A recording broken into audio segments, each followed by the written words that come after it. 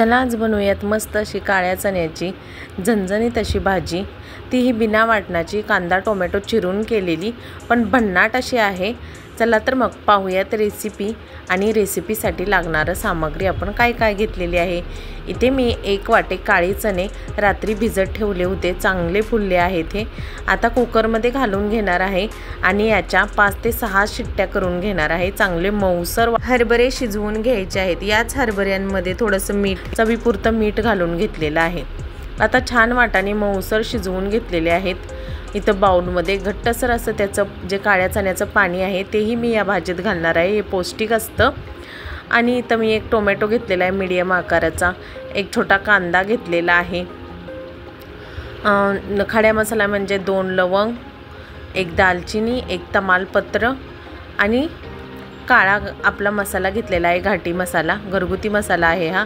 ही सुहानाची पनीर मिक्सची मसाला आहे, मीठ आहे चवीपुरतं आणि वाटाणे।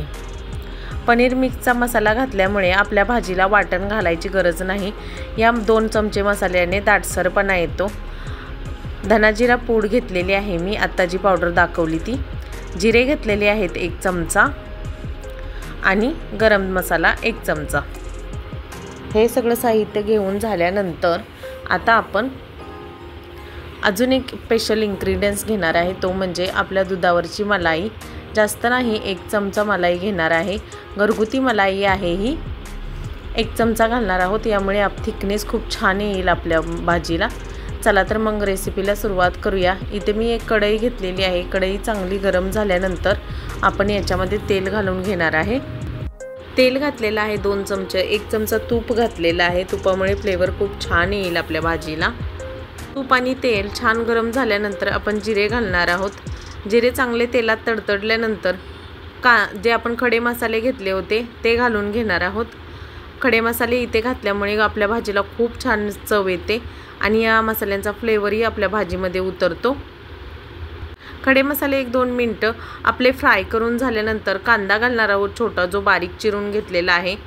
कांदाही छान या तेलात गुलाबी रंगावरती भाजून घेणार आहोत आपण, मऊसर होईपर्यंत। कांदा छान गोल्डन ब्राऊन झाल्यानंतर आपण टोमॅटो घालून घेणार आहोत या टेस्टला आणि टोमॅटोही चांगला मऊसर होईपर्यंत छान परतवून घेणार आहोत यामध्ये। कांदा टोमॅटो थोडा वेळ चांगला परतून झाल्यानंतर आपण मसाले घालून घेऊयात। इथे मी आपला घरगुती घाटी मसाला घेतला होता तो घालून घेतलेला आहे आणि हा सुहानाचा पनीर मसाला आहे तोही घालून घेतलेला आहे।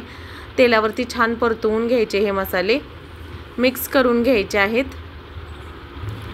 गरम मसाला घातलेला 1 छोटा चमचा। यानंतर आपण धनाजिरा पूड घेतली होती तेही 1 चमचा घालून घेणार आहोत।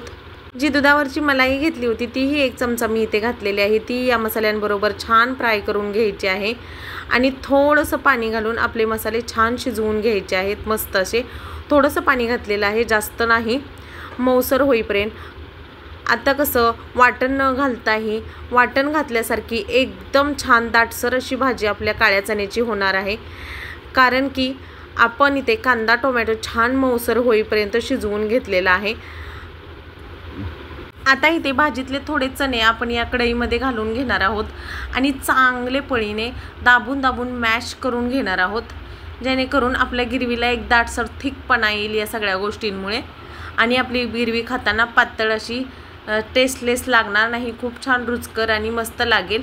असे चणे चांगले मिक्स करून घ्यायचे आहेत आणि मग शिजवलेले चणे आणि त्याचं पाणी सगळंच आपण याच्यामध्ये घालून घेणार आहोत आणि 2 मिनिटं मस्त अशी उकळी काढून घेणार आहोत आपल्या भाजीला। मिक्स करून घेते अशी व्यवस्थित भाजी आणि 2 मिनिटं छान उकळी काढून घेणार आहोत आपल्या भाजीला।